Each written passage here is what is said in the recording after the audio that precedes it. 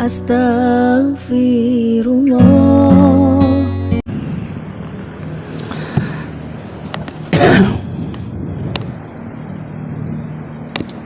Tes satu. Kita mulai. Bismillahirrahmanirrahim.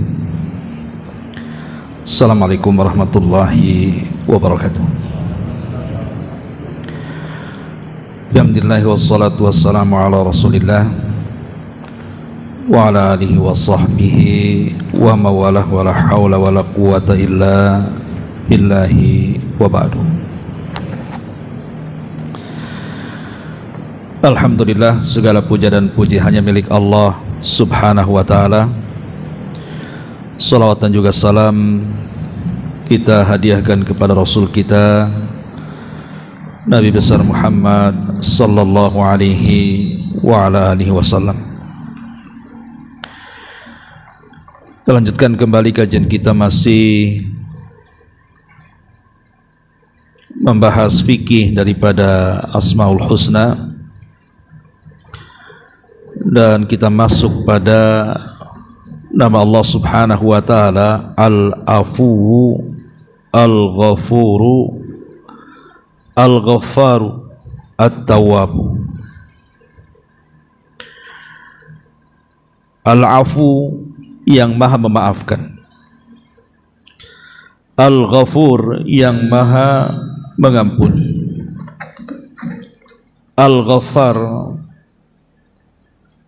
juga yang maha mengampuni, dan At-Tawwab, yang maha menerima tobat. Baik, kita akan bahas satu persatu dari nama Allah subhanahu wa ta'ala Al-Afu dan juga Al-Ghafur. Ma'asyiral muslimin wal muslimat rahimani wa rahimakumullah.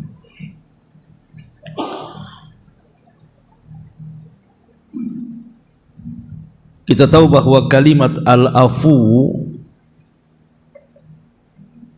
itu masuk pada wazan fa'ul, artinya dia bagian daripada sighah al-mubalaghah. Sighah mubalaghah itu artinya lafaz yang menunjukkan arti berlebihan. Jadi Allah tersifati dengan sifat maha memaafkan, itu betul-betul memaafkan. Bukan seperti kita, kalau kita memaafkan itu terkadang di lisan saja,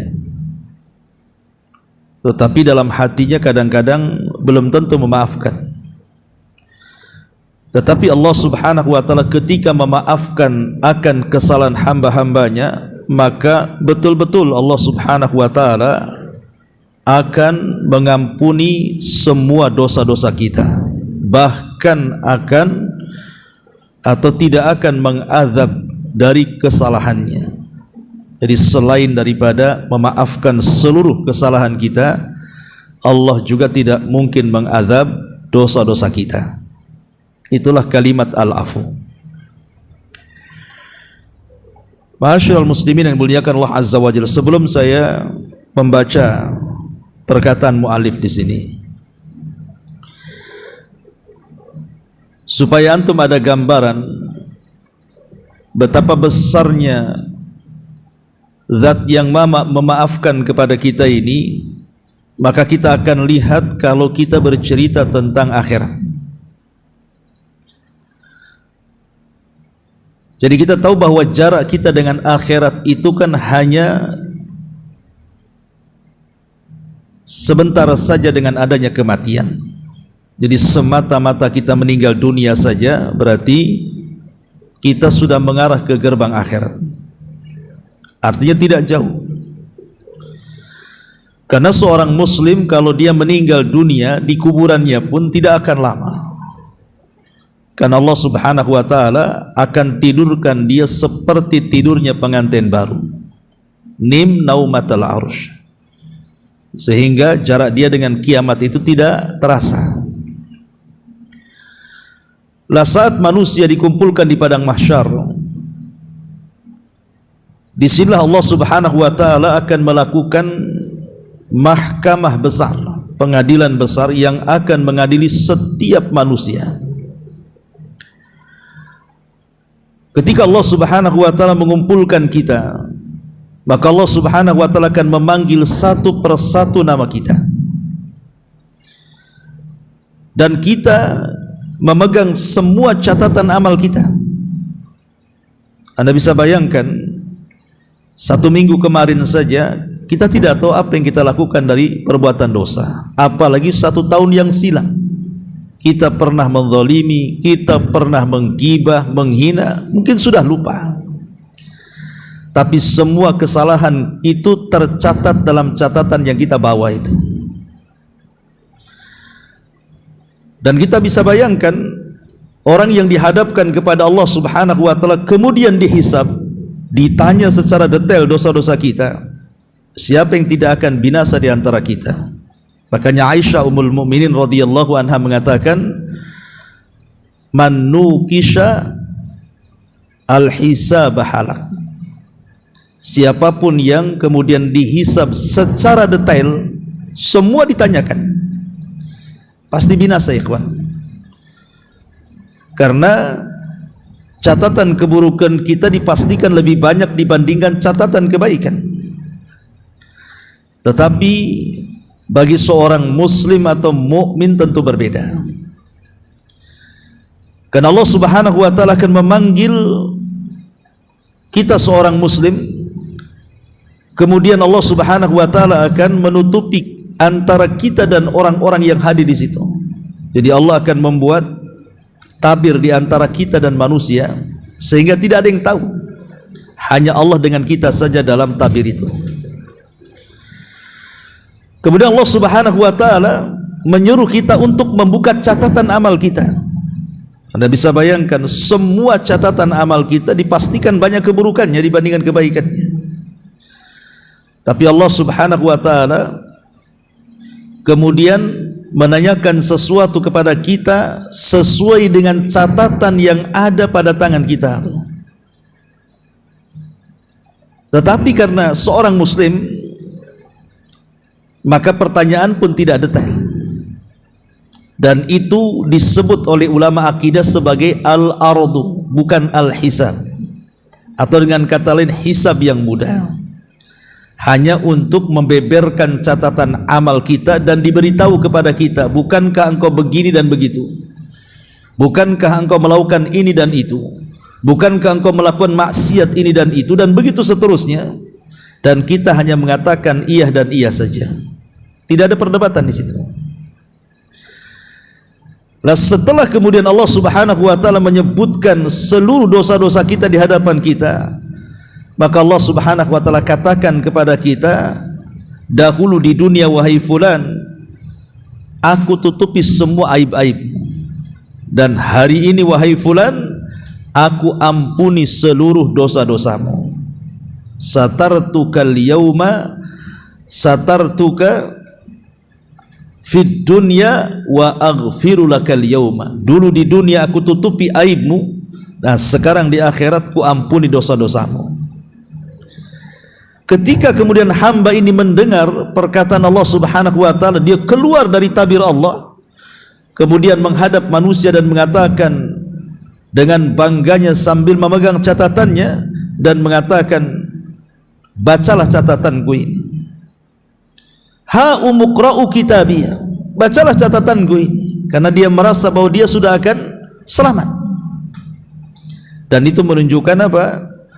Keagungan bagaimana sifat Allah itu al-afu. Allah itu zat yang maha memaafkan. Ma'asyiral muslimin yang dimuliakan Allah Subhanahu wa taala, makanya sifat yang agung ini, ketika para nabi dan rasul mengetahui bahwa Allah Subhanahu wa taala memiliki sifat al-afu, zat yang maha memaafkan, maka mereka berusaha untuk mencontohnya. Contoh saja Nabi Allah Yusuf alaihi salatu wassalam. Jadi ketika Nabi Yusuf alaihi salatu wassalam, pahamlah kisahnya antum, dizalimi oleh 10 saudaranya, kemudian dimasukkan ke dalam sumur, akhirnya kemudian diambil oleh para pedagang, kemudian dijadikan budak dan dijual belikan, sampai akhir kisah ketika Nabi Yusuf alaihi salatu wassalam sudah menjadi orang besar, bahkan orang nomor 2 Mesir, diboyong semua keluarganya. Dia tahu muka-muka saudara yang pernah menyakiti dirinya, tapi Nabi Yusuf alaihi salatu wassalam dengan lapang dada kemudian mengampuni kesalahan-kesalahan mereka. Dan ini bentuk bagaimana sifat al-afwi ini mempengaruhi para nabi. Atau tidak jauh-jauh dari Nabi Yusuf, Nabi kita Muhammad sallallahu alaihi wasallam saja. Kita tahu di awal dakwahnya 13 tahun itu ngeri. Bagaimana Nabi sallallahu alaihi wasallam dan para sahabatnya ditekan, diintimidasi, disiksa, bahkan diusir, bahkan ada upaya pembunuhan dan lain sebagainya.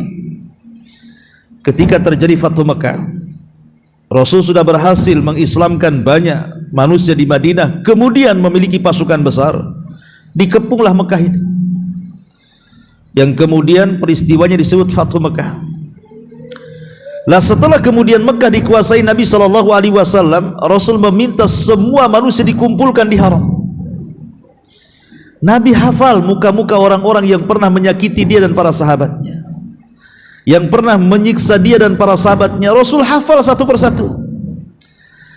Tapi Nabi sallallahu alaihi wasallam dia tidak marah dan tidak dendam. Justru Rasul mengatakan di hadapan orang-orang Quraisy itu, idhabu fa antumut tulaqa, kata Rasul. Pergi kalian karena kalian semua sudah kumaafkan. Begitulah pengaruh sifat al-afu kepada para nabi, yang kemudian diwariskan kepada para sahabatnya.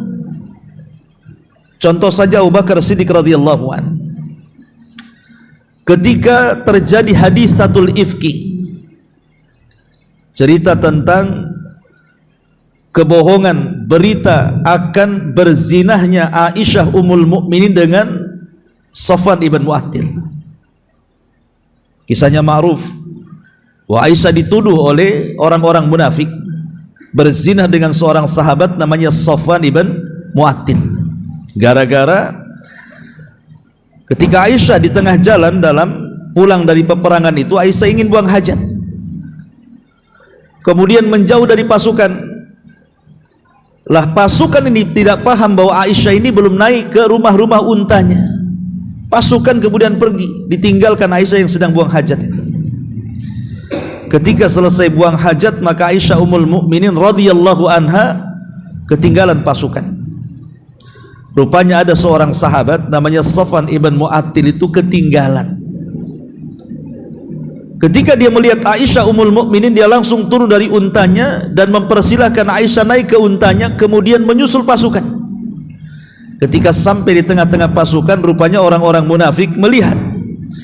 Disinilah kemudian ada kesempatan untuk menyakiti Rasul dengan menuduh perselingkuhan. Aisyah berselingkuh dengan Safwan ibn Mu'attil. Dan berita ini menyebar di tengah-tengah manusia di kota Madinah sampai membuat sesak Nabi dan membuat sesak Abu Bakar dan juga istri dan keluarganya. Sampai Rasul 1 bulan tidak menemui Aisyah sama sekali, karena masih mengharap turunnya wahyu, apakah betul tuduhan orang-orang munafik itu ataukah hanya dusta belaka. Sampai 1 bulan wahyu tidak turun, makin sesak lagi Nabi. Akhirnya Nabi SAW terpaksa harus menginterogasi Aisyah dan mengatakan, ya Aisyah, kalau engkau memang berbuat, tinggal bertobat saja, nanti Allah akan ampuni dosa-dosamu. Tapi kalau engkau tidak berbuat, yakinilah bahwa Allah akan turunkan dari langit ayat yang akan membebaskan tuduhan-tuduhanmu. Perkataan Rasul ini membuat sedih Aisyah. Kenapa? Karena seolah-olah Rasul terpengaruh. Kalau tidak terpengaruh, kenapa Rasul memaksa dia untuk mengaku? Sehingga Aisyah radhiyallahu anhu meminta kepada ayahnya Abu Bakar Siddiq untuk menjawab pertanyaan Nabi, tapi Abu Bakar tidak menjawab, malah menangis. Ibundanya pun sama. Akhirnya Aisyah hanya seorang diri, tidak ada pembelaan dari Nabi, tidak ada pembelaan dari ayah dan ibunya. Dia hanya mengambil selimutnya, kemudian masuk ke dalam selimut dan menangis seraya membacakan ayat yang dibaca oleh Yakub alaihi salatu wassalam, fa sabrun jamil. Oh, sabar itu indah rupanya. Aku harus tetap bersabar dan aku yakin Allah pasti akan menyingkap segalanya. Lah di tengah-tengah kemudian Aisyah sedang menangis, tiba-tiba Jibril datang menurunkan surat kepada Nabi SAW menyingkap hakikat tuduhan itu, bahwa Aisyah tidak berzina dan dia bersih dari tuduhan itu. Turunlah surah Nur ayat 1-9 membebaskan tuduhan itu. Maka semua keluarga Abu Bakar senang dengan wahyu yang turun dari langit itu. Masalahnya, di antara orang-orang yang memfitnah Aisyah itu adalah kerabat dari Abu Bakar Siddiq radhiyallahu anhu, namanya Mistah ibn Utsatsah. Mistah ibn Utsatsah ini kerabat Abu Bakar, dan Abu Bakar Siddiq radhiyallahu anhu menanggung kehidupan dia dan keluarganya. Tiba-tiba orang yang selama ini ditanggung kehidupannya, diberikan rumah, diberikan nafkah setiap hari berbulan-bulan, bertahun-tahun, ikut terlibat pula dalam penuduhan itu. Apa tidak sakit hati Abu Bakar itu? Ketika turun ayat itu, dia bersumpah kepada Allah untuk tidak memberikan nafkah lagi kepada Mistah. Kenapa? Karena dia terlibat dalam penuduhan. Tapi Allah subhanahu wa ta'ala turunkan ayat menegur Abu Bakar, mengingatkan bahwa apa tujuan engkau memberikan nafkah kepada Mistah dulu kalau bukan karena ingin mendapatkan maafnya Allah, ampunan Allah subhanahu wa ta'ala. Maka Rasul mengingatkan soal itu. Maka Abu Bakar pun kemudian sadar, akhirnya dia kembali memaafkan Mistah dan memberikan nafkah jauh lebih besar daripada sebelumnya. Inilah sifat maafnya Abu Bakar Siddiq radhiyallahu anhu yang diwariskan oleh Nabi SAW. Nah, dari sini kita tahu bahwa betapa agungnya sifat Allah Al-Afu di sini. Karena kita bisa tiru, ini adalah nama-nama Allah Subhanahu wa taala yang sifatnya jamil, artinya nama Allah yang indah.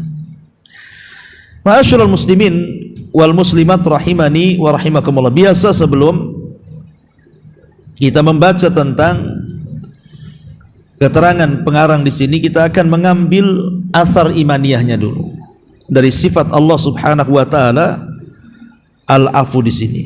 Apa asar imaniyahnya? Maksudnya apa sih pengaruh keimanan dari nama Allah Subhanahu wa taala Al-Afu di sini?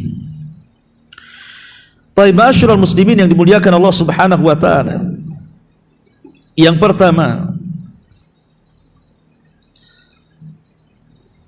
di antara asar imaniyahnya adalah at-tahalli bi sifatil afwi. At-tahalli bi sifatil afwi artinya berhiaslah dalam kehidupan kita itu dengan sifat Allah Subhanahu wa taala, zat yang maha pemaaf. Di dalam Al-Qur'anul Karim Allah Subhanahu wa taala berfirman, in tubdu khairan au tukhfuhu au ta'fu an su'in fa innallaha kana afuwan qadira. Jika kalian menampakkan kebaikan ataupun menyembunyikan kebaikan atau memaafkan dari keburukan, ingatlah Allah Subhanahu wa taala zat yang maha pemaaf lagi maha mampu melakukan segalanya. Disebutkan oleh Al-Qadi Al-Baydawi rahimahullahu taala, maksudnya di sini adalah ketika Allah mengatakan au ta'fu an su'in, maksudnya yukthirul afwa anil usati ma'a kamali qudratihi alal intiqam. Maksudnya Allah Subhanahu wa taala itu ketika disifati dengan sifat afu, dia memaafkan kepada siapapun makhluknya yang bermaksiat kepadanya, padahal Allah sanggup untuk menyiksanya. Ya. Jadi kalimat afu ini, Allah sanggup kalau seandainya menyiksa hamba-hambanya yang kurang ajar kepadanya kan, tapi Allah tidak lakukan. Tapi Allah memaafkan hamba-hambanya. Lah kalau kita bisa bersifat dengan sifat Allah, maka itu lebih baik lagi. Makanya dahulu ada seorang alim dari kalangan Ahlul Bait, namanya Ali ibn Husain ibn Ali ibn Abi Talib, atau dikenal dengan Zainul Abidin, satu-satunya keturunan Husain yang selamat di Karbala. Ali ibn Husain ini, ketika seluruh keluarga Husain mati yang laki-laki, artinya nasabnya kan dari anak laki-laki, tapi mati semua kecuali satu orang yang hidup di Karbala karena sakit tidak ikut bertempur, namanya Ali ibn Husain ibn Ali ibn Abi Talib, atau kunyahnya dikenal dengan Zainul Abidin. Zainul Abidin ini dia punya budak. Jadi satu hari Zainul Abidin mengatakan kepada budaknya, ambilkan minuman hangat kepadaku. Akhirnya kemudian diambilkan minuman itu, rupanya minuman itu bukan hangat, agak panas. Allah takdirkan dia ketika hendak memberikan minuman itu tersandung kakinya, jatuhlah minuman ini terkena pakaian Ali bin Husain ini. Tentu ikhwan, kalau antum sebagai majikan kemudian pembantu melakukan hal yang seperti itu, ada sebagian majikan tentu akan marah, seolah-olah gak becus kerjanya, apalagi sampai kemudian minuman yang panas itu sampai mengguyur badannya, kan begitu, pasti akan marah. Tetapi kemudian tiba-tiba sang budak ini membacakan ayat Al-Quran. Sebelum Ali bin Husain marah ini, dia membacakan ayat Al-Quran tentang sifat orang-orang yang beriman, wal kadhiminal ghaidha, bahwa di antara sifat orang-orang yang beriman adalah yang menyembunyikan kemarahannya. Mendengar ayat itu dibaca, tadinya mau marah nih, tak jadi, karena di antara sifat orang yang beriman itu menyembunyikan kemarahannya. Kemudian dibacakan lagi ayat setelahnya, wal kadhiminal ghaidha wal 'afina 'anil nas, dan sifat orang yang beriman yang kedua adalah memaafkan kesalahan manusia. Ketika dia mendengar ayat itu dibaca, tiba-tiba afautu angka, kalau begitu aku maafkan kesalahanmu. Bayangkan, wal kadhiminal ghaidha wal 'afina 'anil nas. Kemudian dibacakan lagi, wallahu yuhibbu al muhsinin, Allah suka dengan orang-orang yang berbuat baik. Maka kata Ali bin Husain, a'taqtuka liwajhillah, kalau gitu kemerdekakan kau di jalan Allah. Tak jadi marah, malah dimerdekakan tuh. Sebagian. Ya. Ini bagaimana sifat ulama salaf, kan? Ya, berhias dengan sifat al-afu di sini. Padahal sebenarnya Ali bisa saja memecat budaknya atau memarahinya, kan? Sebagaimana Allah juga sanggup menyiksa hamba-hamba yang bermaksiat kepadanya, tapi tidak, malah memaafkan. Maka orang yang bersifat dengan sifat al-afu ini sangat indah sekali. Ini yang pertama, athar al-imaniyahnya. Ma'asyiral muslimin yang dimuliakan Allah Subhanahu wa taala. Kemudian yang kedua, al-afu di sini sababun linailil maghfirah, sebab orang itu akan mendapatkan ampunan dari Allah Subhanahu wa taala. Kisah Abu Bakar tadi yang memaafkan Mistah ibn Utsatsah, padahal dia sudah menuduh putrinya Aisyah, kan, tapi dimaafkannya. Bisa saja Abu Bakar kemudian mengusir dia dari rumahnya dan tidak berikan nafkah lagi, kan, tapi tidak, karena Nabi SAW mengingatkan Abu Bakar dengan suratun Nur ayat 22. Apa kata Allah? Wal ya'fu wal yasfahu ala tuhibbuna an yaghfirallahu lakum wallahu ghafurur rahim. Maafkanlah, berlapang dadalah. Tidakkah kau ingin Allah mengampuni dosa-dosa kalian, dan Allah zat yang maha pengampun lagi maha penyayang? Mendengar ayat ini, Abu Bakar Siddiq radhiyallahu an langsung memaafkan Mistah. Kenapa? Karena tahu bahwa memaafkan itu sebab terbesar mendapatkan ampunan Allah. Ini yang kedua. Yang ketiga, bahwa al-afu itu sababun linailil ajril azim, bahwa sifat pemaaf itu sebab juga mendapatkan pahala yang sangat besar sekali.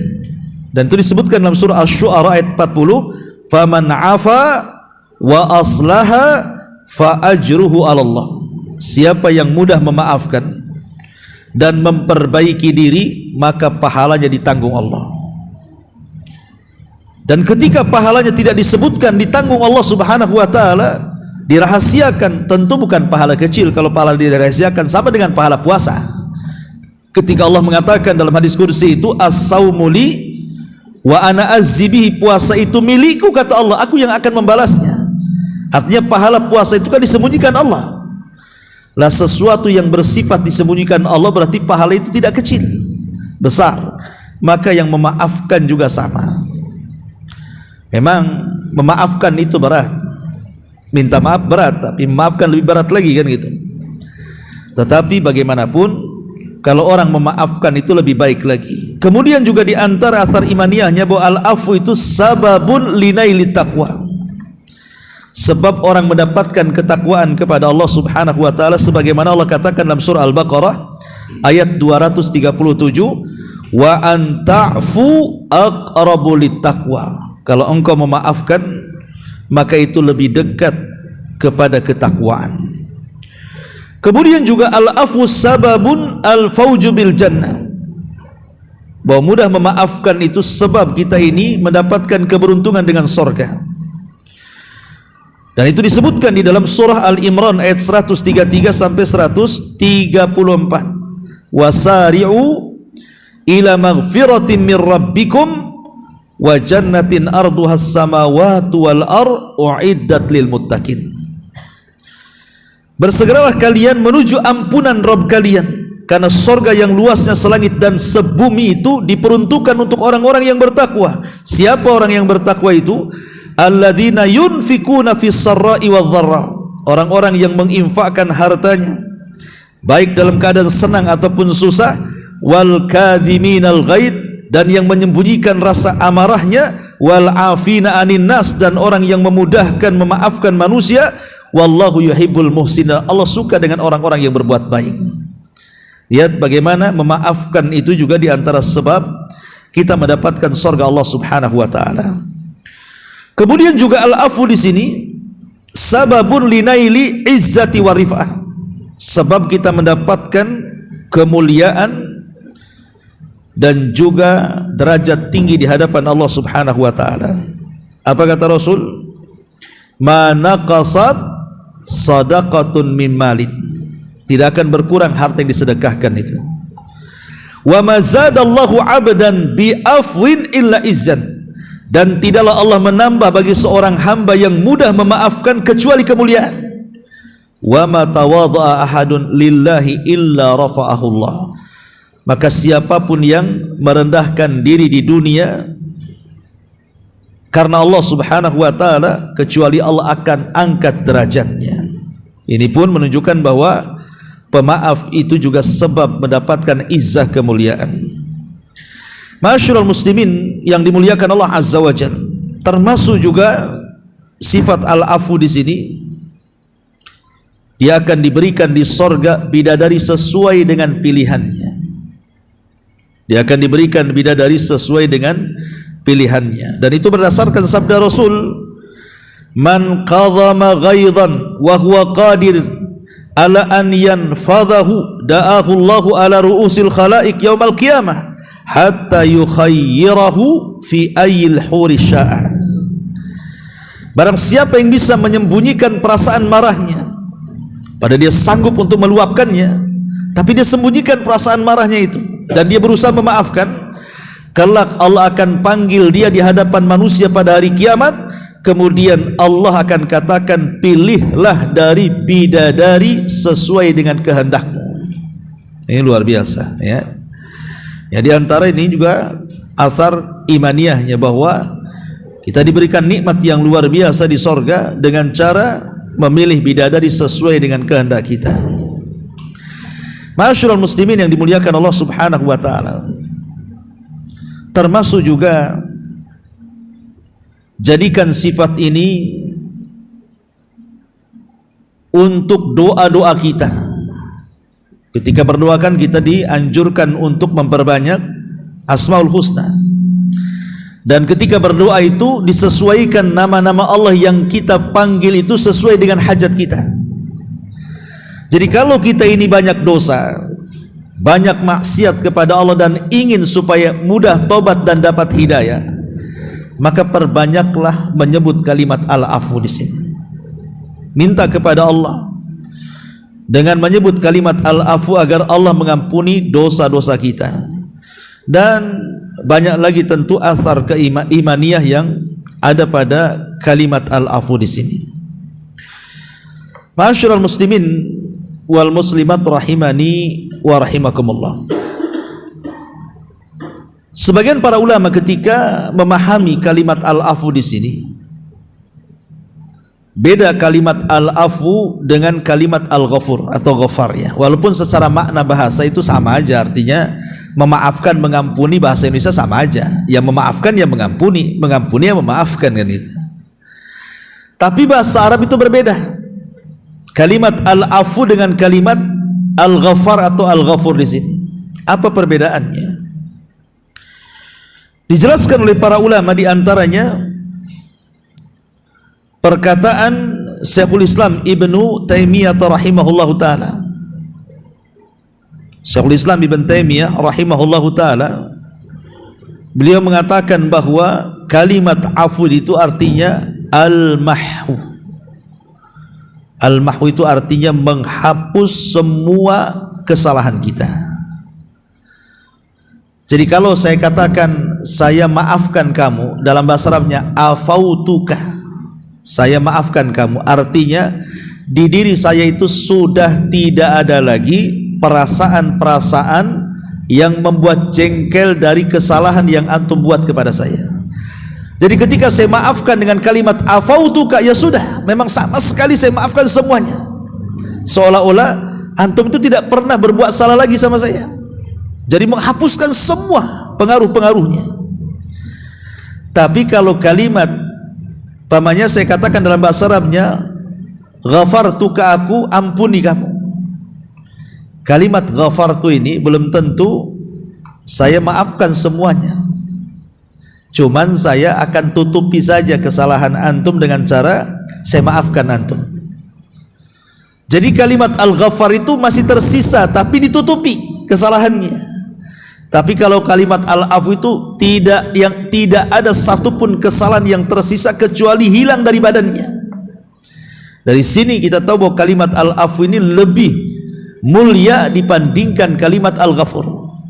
Nanti saya jelaskan panjang lebar masalah ghafur, tapi kita fokus di kalimat al-afu di sini.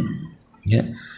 Sehingga sebagian para ulama mengatakan bahwa kalimat al-afu adalah tajawuzu anidz dzambi wa tarkul iqabi alaihi, di mana Allah Subhanahu wa taala Dia akan membebaskan dari dosa-dosa hambanya dan Allah tidak akan mengiqab dia selamanya.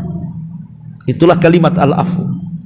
Dan ini luar biasa, ikhwatu fillah, muliakan Allah Subhanahu wa taala. Kita memiliki Allah Rabb, zat yang maha pemaaf.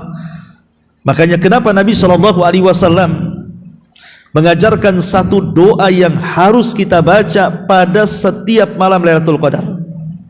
Setiap malam Lailatul Qadar disuruhnya kita membaca Allahumma innaka afuwun tuhibbul afwa fa'fu anni. Dan tidak diajarkan doa yang lainnya. Kenapa doa itu yang diajarkan Nabi SAW? Kenapa kita harus meminta dengan doa itu agar Allah memaafkan dosa-dosa kita? Artinya tidak lagi melihat dan memandang dosa-dosa kita, sehingga Allah akan tinggalkan siksa bagi kita akan dosa yang kita lakukan di dunia kelak di akhirat. Karena memang Allah itu zat yang maha al-afu, maha pengampun. Makanya doa yang diulang-ulang di malam Lailatul Qadar ketika Aisyah radhiyallahu anha mengatakan, ya Rasulullah, in adaraktu Lailatul Qadri famadza aqul. Rasul, kalau aku dapati malam Lailatul Qadar itu, doa apa yang pantas aku ucapkan? Maka Rasul mengatakan, quli ya Aisyah, katakan wahai Aisyah, Allahumma innaka afuwun tuhibbul afwa fa'fu anni. Allahumma, ya Allah, innaka, sesungguhnya engkau al-afu, zat yang maha pemaaf, fa'fu anni, dan engkau suka dengan yang memaafkan, maka maafkanlah kesalahanku. Ya. Baik, kita baca sedikit di sini perkataan muallif rahimahullahu ta'ala, hafizahullahu ta'ala. Allah Subhanahu wa taala berfirman dalam surah Al-Hajj ayat 60. Dzalika wa man 'aqaba bimithli ma uqiba bihi thumma bughiya 'alaihi la yansurannahu Allahu innallaha la'afuwun ghafur. Demikianlah, dan barang siapa yang membalas seimbang dengan penganiayaan yang pernah dia derita kemudian ia dianiaya lagi, pasti Allah akan menolongnya.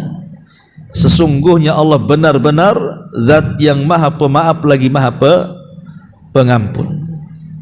Dari sini kalau kita memaafkan kesalahan orang, maka sebab akan datang pertolongan dari Allah dan ampunan dari Allah Subhanahu wa ta'ala. Kemudian disebutkan dalam surah An-Nisa ayat 99-nya, faulaika asallahu an ya'fu anhum wa kana Allahu ghafurur rahim wa kana Allahu afuwan ghafura. Mereka itu mudah-mudahan Allah memaafkannya, dan adalah Allah zat yang maha pemaaf lagi maha pengampun. Kemudian Allah sebutkan lagi dalam surah Al-Ahzab 73-nya, wa yatuballahu 'alal mu'minin wal mu'minat wa kana Allahu ghafurur rahima. Dan sehingga Allah menerima taubat orang-orang yang beriman laki-laki dan perempuan, dan Allah maha pengampun lagi maha penyayang. Ini sudah masuk pada kalimat Al-Ghafur, ya. Baik, kita lewati saja karena ayat-ayat ini mencakup semua nama yang tertera dalam babnya, Al-Afu, Al-Ghafur, Al-Ghaffar, dan juga At-Tawwab. Kita masuk pada halaman ke 234-nya saja. Di situ muallif hafizahullah taala membagi tentang al-afu, ampunan Allah Subhanahu wa taala itu ada dua macam.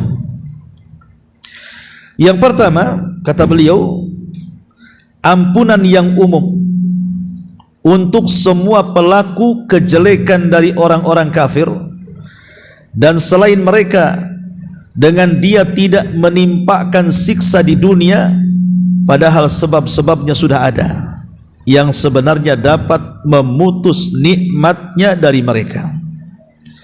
Mereka menyakiti Allah dengan cacian, kesyirikan dan lain sebagainya dari berbagai macam penyimpangan.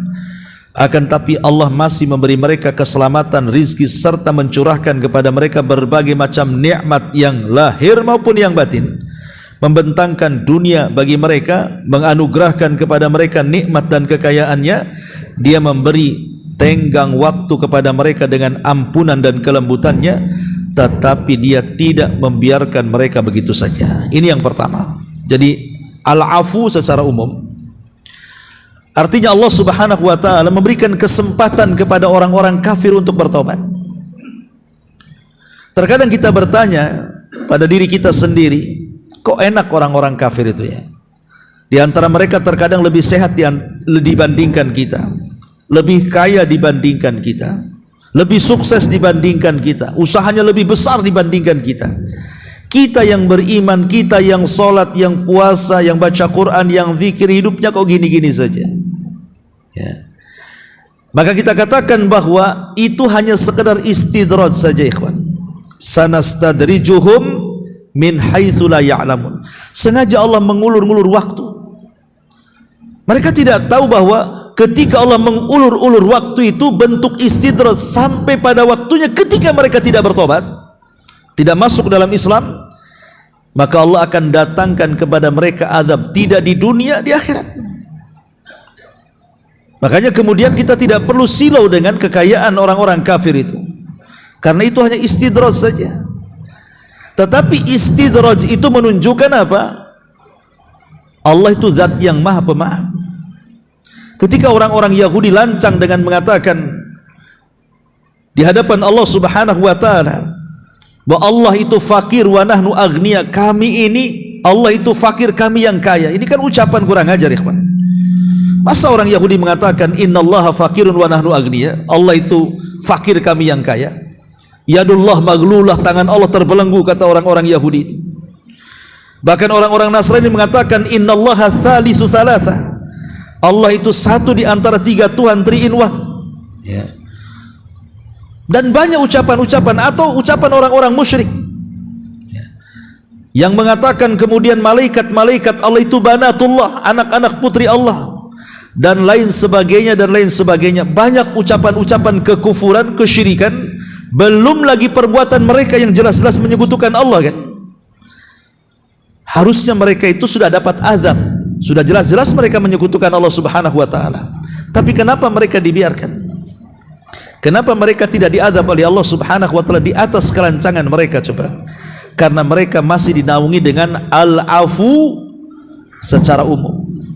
Zat yang maha pemaaf secara umum. Allah masih memaafkan mereka, memberikan kesempatan untuk bertobat kepada mereka. Kalau tidak, maka itu hanya istidraj saja bagi mereka. Ini yang pertama. Kemudian yang kedua, ampunan yang khusus bagi mereka yang bertaubat dan yang meminta ampun, yang berdoa, yang beribadah, dan yang tertimpa musibah, dan mereka bersabar seraya mengharapkan pahala Allah. Semua orang yang bertobat dengan taubatan yang sebenarnya, yakni dengan cara ikhlas karena wajah Allah dan tidak diiringi oleh keraguan apapun, kemudian tidak terus-menerus di dalam dosa, maka Allah akan mengampuninya bagaimanapun dosa yang ia lakukan, baik dari kekafiran, kefasikan, kemaksiatan, atau semua maksiat yang pernah dikerjakan. Artinya begini, sebesar apapun maksiat kita orang yang beriman, hatta sampai ke taraf kufur, syirik, munafik sekalipun, apalagi dosa-dosa besar, apalagi dosa-dosa kecil kan gitu. Kalau kita datang kepada Allah Subhanahu wa taala meminta maafnya, pasti zat yang maha pemaaf itu akan memaafkan kita sebesar apapun dosa kita. Allah masih memberikan kesempatannya. Hatta sekalipun kita sudah minta maaf kemudian dimaafkan, kemudian terjerumus lagi ke dalam dosa yang sama atau dosa lainnya, kemudian kita meminta ampun, Allah tetap ampuni. Karena selama pintu tobat itu terbuka, masih Allah Subhanahu wa taala masih mengampuni dosa kita. Selama nyawa belum ditenggorokan dan sebelum matahari terbit dari arah barat, kalau kita meminta ampun kepada Allah, yakini Allah pasti mengampuni dosa kita. Karena Allah itu al-afu, zat yang maha pemaaf. Lihat, Allah mengatakan, "Qul ya ibadiyalladzina asrafu ala anfusihim." Katakanlah wahai Muhammad, hai hamba-hambaku yang melampaui batas terhadap diri-diri mereka. Lihat bahasa Allah. Allah tidak memerinci dosa. Pokoknya yang melampaui batas, entah melewati sampai ke tingkat kufur, entah melewati batas sampai ke tingkat syirik, sampai ke tingkat bid'ah, sampai ke tingkat kemunafikan dan begitu seterusnya. Umum. Ya.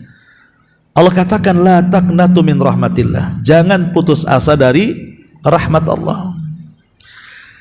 Karena banyak kemudian orang-orang yang putus asa dari rahmat Allah Subhanahu wa taala ketika manusia itu berlumuran dengan dosa. Makanya kenapa para ulama mengatakan di antara dosa besar, ada dosa besar lagi di atasnya. Tentu masih di bawah kesyirikan. Apa itu? Al-qunut min rahmatillah, putus asa dari rahmat Allah. Kalau orang putus asa dari rahmat Allah, ikhwan, dosa putus asa itu lebih besar dibandingkan dosanya sendiri. Kalau orang kemudian seumur hidupnya berzina, mabok, minum khamr, semua maksiat dia lakukan, kemudian ketika dia hendak bertobat tiba-tiba putus asa, tidak mungkin Allah mengampuni dosa saya, maka putus asa itu lebih besar dosanya dibandingkan semua dosa yang ia pernah lakukan. Kenapa? Karena putus asa itulah yang menghalangi dia tobat. Masalahnya, makanya Allah mengatakan wala la taqnatu min rahmatillah. Jangan putus asa dari rahmat Allah Subhanahu wa taala. Innallaha yaghfiru dzunuba jami'a. Karena Allah mengampuni semua dosa. Innahu huwal ghafurur rahim. Karena dia zat yang maha pengampun lagi maha penyayang. Dahulu di zaman Bani Israel, dalam sebuah hadis yang sahih, ada seorang laki-laki yang dari lahir sampai dia wafat penuh dengan dosa. Dosa aja, dari dosa kecil sampai dosa besar.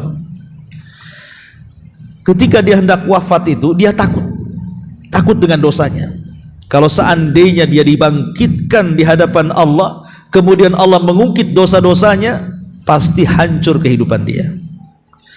Akhirnya dia kumpulkan anak-anaknya, kemudian berwasiat kepada anak-anaknya dan mengatakan, lau mittu fa ahrikuni, kalau aku mati bakar jasadku, dikremasi ya. Kemudian setiap debuku bagi di semua lautan. Jadi ada yang debunya di lautan sana, debunya di lautan sini, pokoknya bagi di semua lautan. Kemudian dia mengatakan, sebab kalau Allah sanggup membangkitkan aku, kata dia, seandainya Allah sanggup membangkitkan aku, la yu'adzibani azaban lam yu'adzib ahadun min qabli. Pasti Allah akan mengazab diriku dengan azab yang belum pernah Allah azab siapapun di permukaan bumi, gitu. Saking takutnya tuh dia ngomong gitu. Kalau sampai Allah sanggup membangkitkan aku, katanya, habis aku. Pasti Allah akan mengazab aku melebihi semua azab yang Allah timpakan kepada siapapun manusia di alam semesta ini, katanya. Akhirnya Allah takdirkan meninggal dunia dia. Wasiatnya dipenuhi anak-anaknya. Diambilnya debu ayahnya itu yang sudah dibakar, kemudian dilempar di laut sana, di laut sini, di laut sana, sehingga tersebar di mana-mana. Dia tidak tahu bahwa innallaha ala kulli syai'in qadir. Allah itu atas segala sesuatu maha mampu. Rupanya oleh Allah Subhanahu wa ta'ala dikumpulkan lagi itu abu-abunya. Kemudian dibentuk lagi jasadnya, kemudian dikembalikan rohnya, kemudian dihadapkan kepada Allah. Kemudian Allah bertanya kepada orang ini dan mengatakan, ya fulan, ma fa'alta, apa yang kau lakukan? Apa yang kau lakukan? Kenapa kau lakukan seperti itu? Kau yakin bahwa aku tidak akan sanggup membangkitkan kamu? Aku sanggup membangkitkan kamu. Kemudian Allah Subhanahu wa ta'ala bertanya alasannya, ya, apa yang kau lakukan? Apa alasanmu? Kenapa kau lakukan seperti itu? Berwasiat dibakar badannya, kemudian debunya disebar di laut mana, laut ini, laut itu, supaya aku tidak membangkitkan kamu. Salah, aku bisa membangkitkan kamu. Akhirnya dia mengatakan, ya Rabb, khaufuka, karena rasa takutku kepadamu. Ini yang menyebabkan apa? Aku melakukan hal ini karena rasa takutku kepadamu. Maka Allah mengatakan, kalau itu benar alasanmu, masuklah kau ke dalam surga, kata. Lihat, orang ini dikatakan bahwa dia tidak pernah melakukan kebaikan. Semua kehidupannya itu dosa dan dosa. Tapi ketika kematiannya, ada tauhid dalam hatinya yang menyebabkan dia berwasiat seperti itu karena rasa takut yang mendalam kepada Allah Subhanahu wa ta'ala. Dengan sebab itu pula Allah maafkan kesalahannya, Allah masukkan pula dia ke dalam surga. Al-afu, ikhwan. Ya.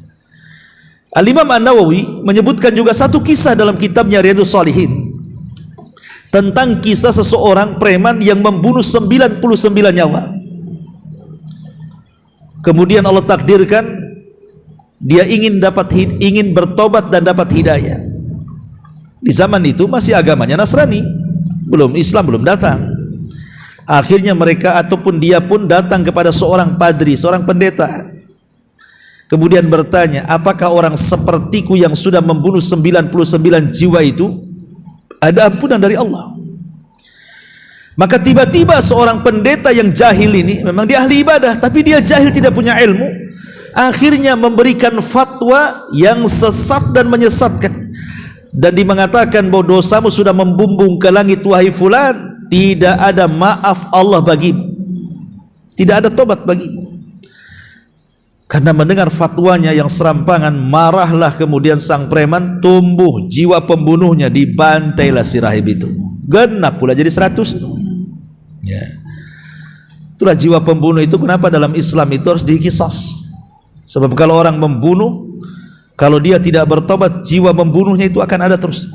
Maka dalam Islam itu ada hukuman qisas namanya. Bunuh, dibunuh. Ya. Akhirnya kemudian orang ini masih tetap mencari hidayah. Allah takdirkan akhirnya ketemu seorang rahib yang alim dia. Bukan rahib kacang-kacang, tidak. Betul-betul rahib yang alim, dia bisa berfatwa dengan ilmunya. Kemudian dia hanya menyarankan kepada anak muda ini, kalau engkau ingin bertobat sungguh-sungguh, noh di sana ada perkampungan semua orang soleh. Kau datanglah bergabung dengan orang-orang soleh di kampung itu, mudah-mudahan Allah memaafkan dan mengampuni dosamu. Berangkatlah orang yang sudah membunuh 100 jiwa ini. Allah takdirkan di tengah jalan meninggal dia, karena jauhnya jarak. Kemudian kehabisan bekal, kelaparan, meninggal. Ketika dia meninggal itu, datang malaikat rahmat hendak mengambil ruhnya. Tapi sebelum kemudian ruh itu diambil malaikat rahmat, datang pula malaikat azab. Kemudian diambil ruhnya oleh malaikat azab. Tarik-tarikanlah nih ruh ini. Satu sisi ditarik malaikat rahmat, sisi lain ditarik malaikat azab ini. Kata malaikat rahmat, ini ruh milikku, karena dia sudah ada keinginan bertobat kepada Allah Azza wa Jalla. Kalau kata malaikat azab, oh tidak bisa, ini milikku, karena dia sudah membunuh 100 jiwa katanya. Apa yang terjadi? Allah Subhanahu wa ta'ala utus malaikat pemutus, malaikat hakim. Kemudian malaikat pemutus ini mengatakan kepada dua malaikat rahmat dan azab ini, kisu bainal ardaini, gini saja, lepaskan rohnya, kita sama-sama ukur jarak kematiannya dengan jarak rahib yang ditanya, apakah lebih dekat atau lebih jauh, atau jarak dia dengan kampung yang akan dituju, apakah lebih dekat kepada si rahib ataukah masih jauh, ataukah lebih dekat ke kampung itu. Kalau jasadnya lebih dekat ke kampung yang dituju, ambil wahai malaikat rahmat, karena sudah dekat ke kampung itu. Tapi kalau masih jauh, masih dekat kepada sang rahib yang ia tanya, itu bagian malaikat azab, ambil masukkan dia ke neraka. Akhirnya diukur, bukan ukuran tukang ya, diukurlah. Subhanallah. Sebenarnya kata rawi hadisnya, jarak dia dengan kampung itu masih jauh, artinya lebih dekat kepada sang rahib. Maknanya malaikat azab berhakkan. Tapi Allah itu al-afu, maha pemaaf, dilipat bumi sama Allah. Akhirnya didekatkan ke kampung yang dituju dan dijauhkan daripada rahib yang ditanya. Coba bayangkan, Allah lipat, bayangkan, pada masih jauh itu, tapi Allah lipat supaya jasadnya dekat dengan kampung itu. Ya, itulah al-afu namanya, karena Allah zat yang maha pengampun. Maka kemudian ketika lebih dekat kepada kampung itu, kata malaikat hakim, engkau wahai malaikat rahmat berhak dengan ruh ini, bawalah dia ke surga. Lihat bagaimana Allah Subhanahu wa taala al-afu di sini. Atau contoh yang lain, ma'asyiral muslimin yang dimuliakan Allah Subhanahu wa taala, ketika terjadi duel antara tukang-tukang sihir Musa, tukang-tukang sihir Fir'aun dengan Musa.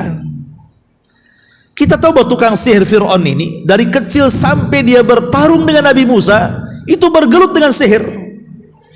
Yang namanya ilmu sihir ya pasti dekat dengan setan, tidak mungkin dekat dengan Allah. Semua ilmu sihir itu dekat dengan setan, dengan jin, dengan iblis, dengan dedemit dan yang sejenisnya kan. Artinya lebih banyak kesyirikan. Ketika duel dengan Nabi Musa nih, tukang-tukang sihir ini, kemudian Musa menampakkan mukjizatnya yang datang dari Allah Subhanahu wa taala.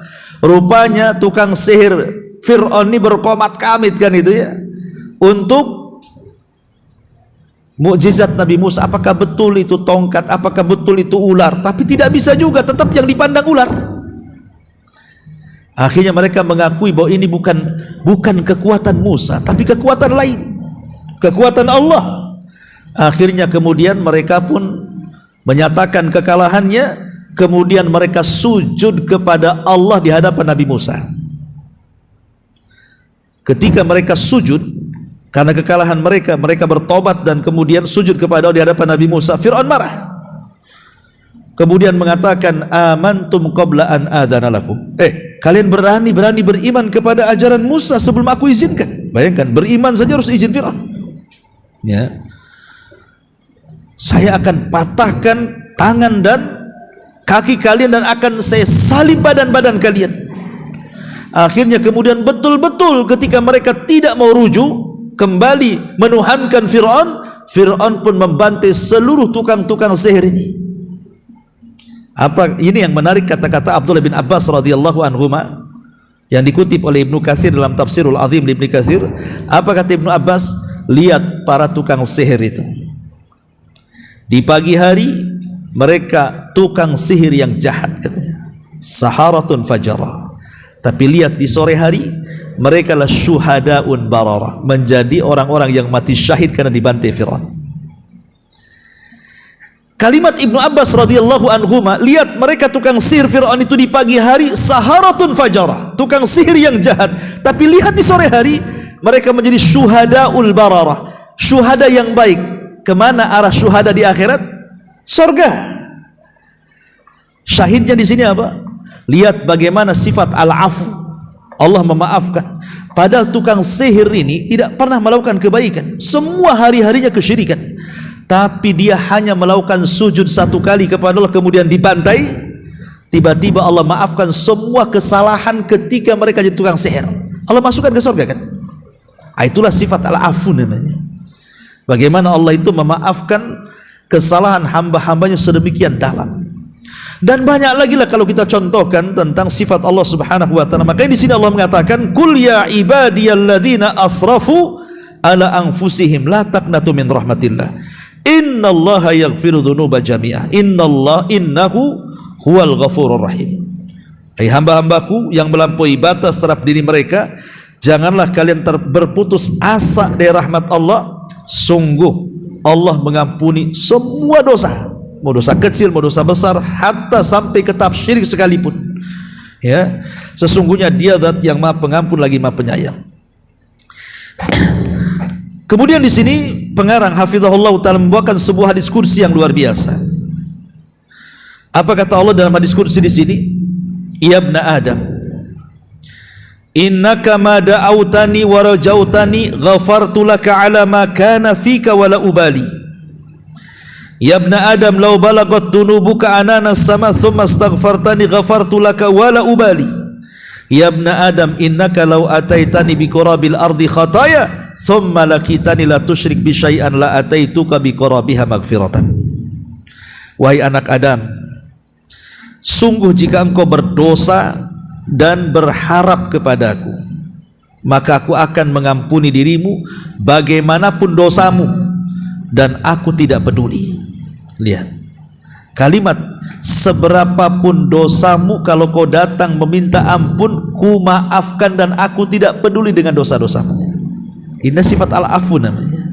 Ya, wahai anak Adam, seandainya dosa-dosamu sampai ke atas langit sekalipun, kemudian engkau meminta ampun kepadaku, aku akan ampuni dirimu dan aku tidak peduli. Bayangkan dosa setinggi langit itu dosa kayak apa? Ya, berarti semua dosa sudah dilakukan dia kan. Tapi kalau dia datang kepada Allah, yakini Allah itu al-afu, Maha Pemaaf. Makanya Allah mengatakan, aku tidak akan peduli dengan dosamu kalau engkau minta maaf. Dan ini yang luar biasa yang terakhir, seandainya dirimu datang kepadaku dengan membawa kesalahan sebesar bumi sekalipun, kemudian engkau datang kepadaku dalam keadaan tidak menyekutukanku, maka aku akan mendatangi engkau dengan ampunan sebesar bumi pula. Syaratnya jangan menyekutukan Allah. Jadi kalau seandainya orang meninggal dunia, dia tidak bertobat dari dosa-dosanya, tapi dia tidak membawa dosa syirik. Ya mungkin dia kehidupannya dia sholat tapi juga berzina, sholat tapi juga berjudi, sholat tapi minum khamar, sholat tapi juga melakukan banyak maksiat. Ya manusia itu kan ada kekurangannya ikhwan. Tidak ada manusia itu sempurna. Pasti manusia itu satu sisi beribadah, sisi lain dia bermaksiat. Tidak mungkin manusia di dunia ini tidak ada yang sempurna sama sekali. Ya. Tetapi asal kita datang menghadap Allah saat kematian tidak menyekutukan Allah Subhanahu wa taala dan kita membawa panji-panji tauhid la ilaha illallah, maka kita masih ada harapan al-afu dari Allah. Ingat hadis Bitokoh ketika Allah Subhanahu wa taala mendatangkan seorang laki-laki dengan membawa 99 catatan amalannya. Kemudian Allah katakan, bentangkan satu catatanmu. Dibentangkan satu catatannya, rupanya sejauh mata memandang semua dosa dia tuh. Itu baru satu catatan, belum 98-nya dibongkar kan. Itu dia sudah down duluan. Karena apa? Satu catatan saja sudah menghancurkan dia karena semua kesalahannya tuh. Akhirnya Allah mengatakan, coba cek lagi itu, apakah ada catatan yang salah katanya. Dia mengatakan, tidak ya Rabb, ini semua saya benar. Coba cek lagi, apakah malaikat pencatat itu salah catat katanya. Enggak ya Rabb, benar semua ini saya. Nah, ini salah satu pendalilan para ulama di antara khususnya hisab. Kekhususan hisab adalah Allah berikan memori kepada kita sehingga kita punya ingatan yang tajam, mampu mengingat dari mulai akil balik sampai meninggal. Supaya apa? Disesuaikan catatannya dengan hafalan kita. Kalau di dunia, ya kita lemot memori kita. Sakomlut-komlutnya orang bentar aja lemot, pasti lupa kan begitu. Kalau di akhirat tidak ada, karena Allah kembalikan memorinya. Untuk apa? Disesuaikan dengan catatannya masalahnya, supaya jangan ada yang diingkari di situ. Akhirnya setelah yakin itu semua catatannya, Allah mengatakan, alakah hasanah? Oke, dengan kau tahu satu catatan yang sejauh mata memandang semua kesalahanmu itu, punya nggak kau kebaikan yang bisa menandingi catatan ini katanya. Dia mengatakan, ya Rabb, seandainya aku punya kebaikan katanya, apalah arti kebaikanku dengan catatan ini semua katanya. Dia sudah ngedown duluan ya. Akhirnya kemudian dia pun sudah hampir melangkah ke neraka. Allah panggil dan mengatakan, demi Allah wahai fulan, engkau memiliki satu kebaikan. Dikeluarkanlah satu kartu sakti itu, tulisan la ilaha illallah. Tapi hamba ini tidak percaya juga. Akhirnya Allah datangkan timbangan, kemudian yang 99 catatan diletakkan di satu neraca, kemudian la ilaha illallah di catatan diletakkan di neraca satunya. Lihat bahasa hadis, tosat bihinna la ilaha illallah. Kalimat tosat itu artinya la ilaha illallah menjadi melesat ke atas. Karena inilah perbedaan timbangan dunia dengan akhirat. Kalau timbangan dunia kalau berat ke bawah, kalau timbangan akhirat kalau berat ke atas ya. Tosat bihinna la ilaha illallah, rupanya la ilaha illallah lebih berat dibandingkan 99 catatan keburukannya. Itulah bentuk al-afu namanya. Allah itu memaafkan hamba-hambanya selama kita datang tidak menyekutukan Allah Subhanahu wa ta'ala ya. Kemudian juga beliau mengatakan, di antara bentuk ampunannya adalah bahwa kebaikan dan amal soleh dapat menggugurkan kejelekan dan kesalahan. Ini sifat al-afu juga. Innal hasanat yudhibna sayyi'at, sesungguhnya perbuatan-perbuatan yang baik itu bisa menghapuskan perbuatan-perbuatan dosa. Dan ini sifat al-afu dari Allah. Semata-mata umpamanya hari ini kita melakukan dosa, di hari yang sama kita melakukan amal soleh, maka amal soleh ini cukup menghapuskan dosa yang baru dia kerjakan. Contoh satu hadis, ada anak muda di zaman Nabi. Anak muda ini berkhalwat dengan seorang gadis. Dia tidak berzina dengan zina besar, tidak. Dia hanya berkhalwat, ya pegang-pegang, cium-cium, wajarlah anak muda. Tapi di mata para sahabat, walaupun dia tidak berzina besar, itu sudah dianggap dosa besar berkhalwat itu. Sehingga dia datang kepada Nabi SAW dan mengatakan, ya Rasul, fa'altu dzamban aziman, aku sudah melakukan dosa besar ya Rasulullah. Bagaimana caranya aku minta ampun kepada Allah katanya. Kemudian dia menceritakan dosanya dia berkhalwat dengan seorang gadis.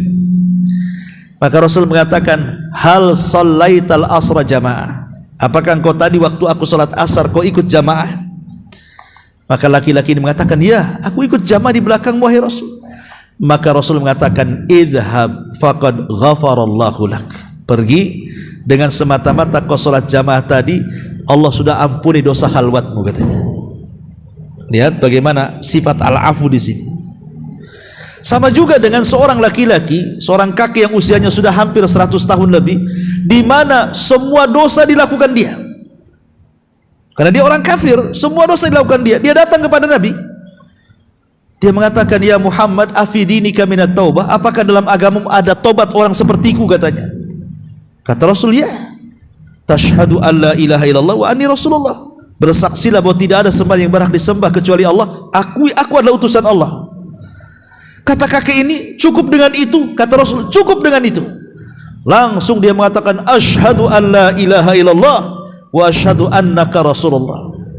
Ketika kakek ini mengatakan dua kalimat syahadat, Rasul langsung bertakbir dan Rasul mengatakan, "Allahu Akbar, qad baddalallahu as-sayyi'ahu hasanat," katanya. Allahu Akbar, Allah sudah menggantikan kesalahan-kesalahan dia dengan kebaikan, katanya. Hanya semata-mata masuk Islam, semua kesalahan sebelum Islam gugur. Itulah sifat al-afu namanya. Allah itu zat yang maha pemaaf. Ma'asyiral muslimin yang dimuliakan Allah Subhanahu wa taala, dan kalimat setelahnya juga bicara soal ampunan, tapi untuk sifat Al-Ghafur insyaallah kita ulas minggu depan saja. Wallahu alam. Ini yang bisa saya sampaikan tentang sifat Al-Afu, zat yang maha memaafkan. Wallahu a'lam bishawab. Kita tutup dengan doa